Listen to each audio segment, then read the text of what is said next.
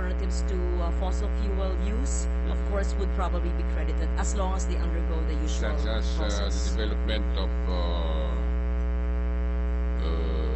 wind as a source of energy. Yes, Mr. President. We have, I think, near Bangged, not Bangged, in Ilocos Norte, near Pagudpud. That is the wind project. That is the yes, Mr. windmill electricity generating project. Yes, Mr. President. And of course, we are looking at the geothermal,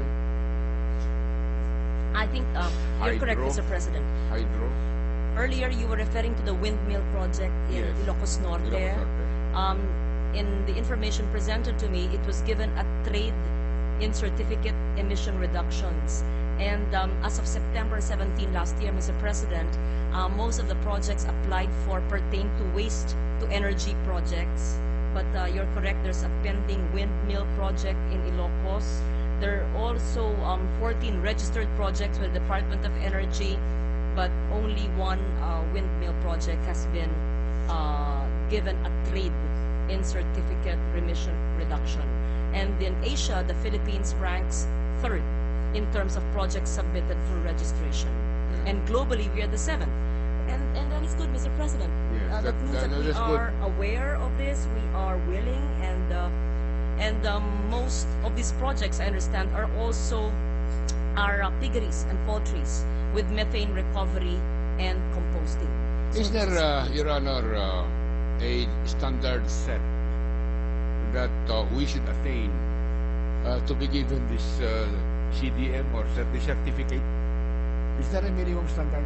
There are criteria, Mr. President. I do not have the information now Right. as to what would comply and what would not comply. All I know is that it takes years So- for compliance and for approval. Yeah, so the adoption of alternative source of energy would constitute programs that would merit us the issuance of this certificate. I believe so, Mr. Yeah. President, yes. What about reforestation?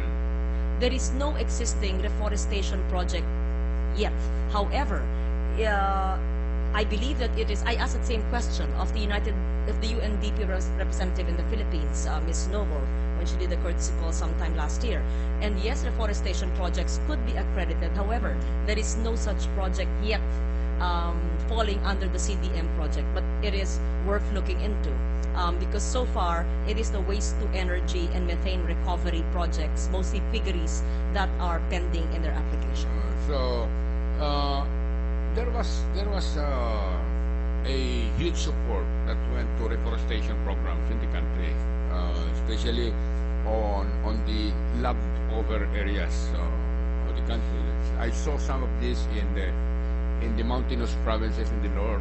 You know, Mr. President, I'm glad you mentioned that because we have received a lot of grants, assistance from foreign governments on reforestation. Yes.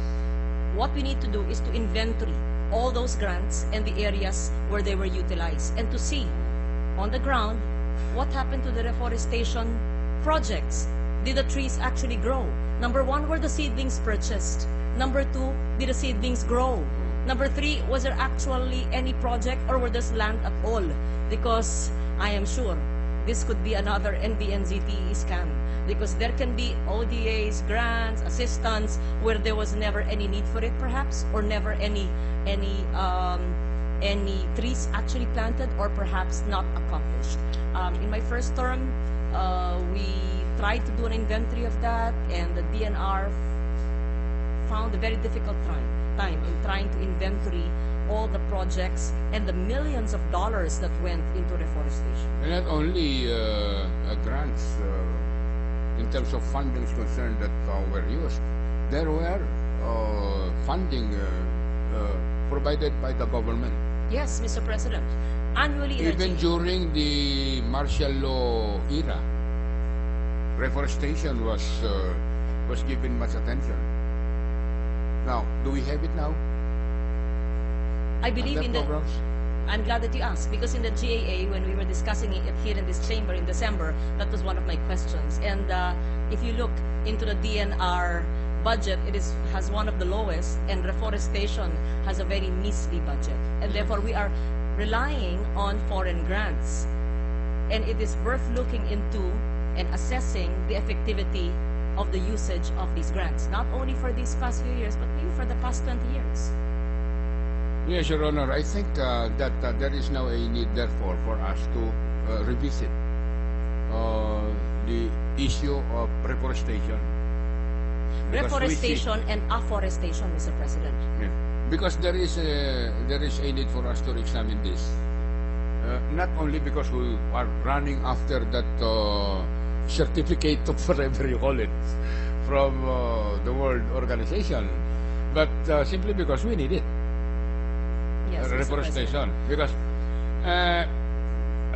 Mr. President, Your Honor,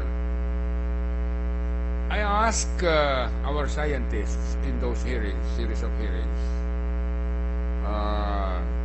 the effect of the so-called climate change insofar as disaster management is concerned. And they are saying that, number one, conclusion is that because of climate change, we may expect more typhoons You're correct. and higher intensity or stronger typhoons, as a matter of fact. A good example is the unexpected visit of Cosme Imagine that originated in the South China Sea and making a beeline for the shore provinces of Zambales, Pangasinan, and La Union, and inflicting such a heavy damage and inflicting such casualty or human lives. For the first time, they said, Yes. they experienced this. Mr. President. And another example, maybe a more serious example, is Typhoon Nargis of Myanmar, which originated in the Indian Ocean, unusual to have reached the shores of Myanmar. And our scientists are saying that we may prepare for typhoon surges, for example, along our shorelines. The effect of typhoon surges is the same as the effect of tsunamis, where the ocean or the sea will go farther inland and cause much damage. And this is one of the possible causes of climate change. In CNN, Mr. President, yesterday or 2 nights ago, I can't recall now, it was a flash on CNN, another Great Lake in China, not in Sichuan. Is this the Quake Lake? A Great Lake, I don't know the name. I think this is the Quake Lake. Maybe that's it. I just saw it quickly. I could not get back to it. And tens of thousands of families would have to be moved. Were actually moved by the 150,000, government yeah. because of the rising water level of the lake. I had 100 because that lake was created because of landslides, forming dams that prevented the flow of the water out to the sea and the river.